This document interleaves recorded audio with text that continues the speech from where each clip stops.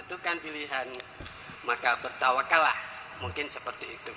Karena saya memahami di alinea terakhir, di situ dia tidak akan pernah kecewa sekalipun dia gagal mendapatkan cintanya. Bahkan dia mendoakan untuk kebaikan dirinya. Ini adalah suatu kemuliaan. Yang jadi pertanyaan, mohon petunjuk untuk bagaimana supaya kita selalu bertawakal kepada Allah. Terima kasih. Assalamualaikum warahmatullahi wabarakatuh. Waalaikumsalam. Ya, saya kira petunjuknya begini saja. Sudah saya uraikan.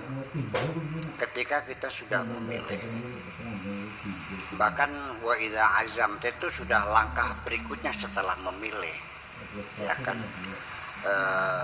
Setelah memilih dan setelah kita mempersiapkan segalanya, kan begitu. Azam itu kan tahapan terakhir dari satu pilihan. Setelah milih. Iya dong, mempertimbangkan mana yang baik, mana yang buruk, kan begitu.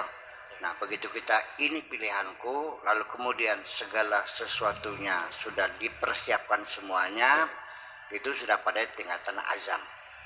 Umpamanya saya mau ke Jakarta, sekedar terlintas dalam pikiran saya mau ke Jakarta, mau lagi utang sama orang, atau mau pinjam uang, atau mau usaha.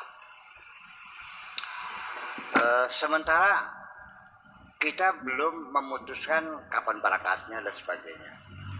Tetapi ketika kita sudah bulat mau ke Jakartanya, itu dengan sendirinya diproses di otak kita ini secara otomatis dan tidak ada jeda waktu, langsung otak kita memerintahkan melalui jaringan saraf kita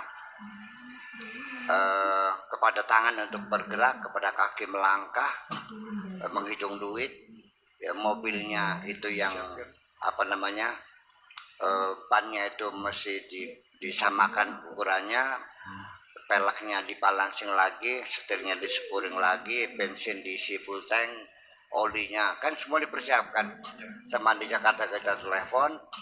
Nah, itu sudah sampai tahap terakhir, kita akan mulai meninggalkan rumah. Nah, situ sudah azam namanya. Kalau masih pertama-tama masih ngelamun namanya, belum azam. Nah, sebelum kita mulai melangkah masuk ke dalam tujuan kita itu, katakan, ya Allah, apapun hasilnya, aku pasti akan menerimanya. Selesai. Subhanallah. Ya. Ya.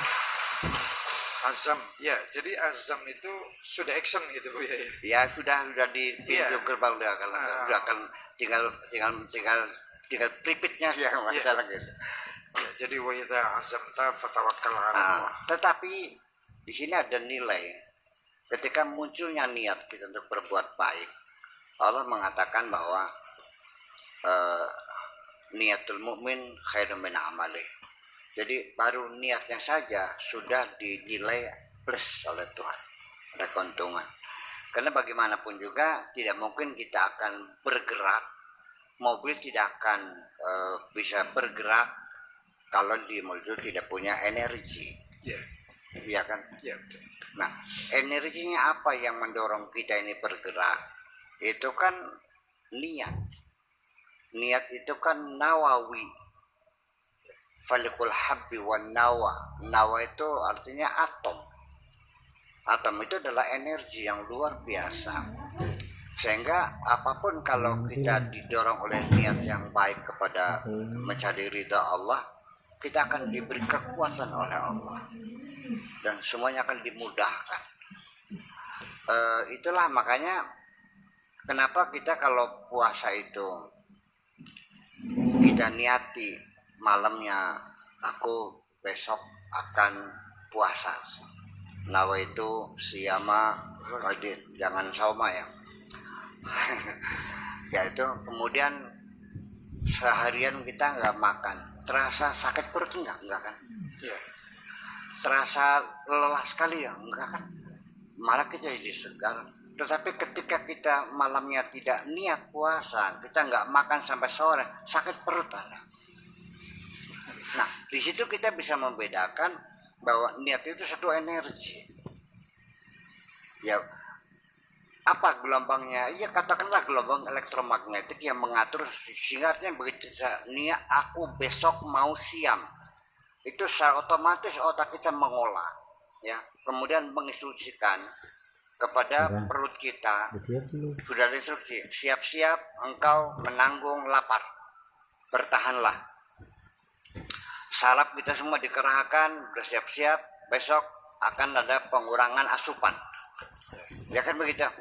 Nah, sehingga karena ada kesiapan psikologis, kita siap menanggungnya. Satu contoh yang lain, kita di mobil, ketika terjadi kecelakaan, tabrakan tiba-tiba, yang parah itu yang sedang tidur. Kalau yang berjaga, itu ada perlawanan resistensi. Entah pegang apa, entah pegang apa.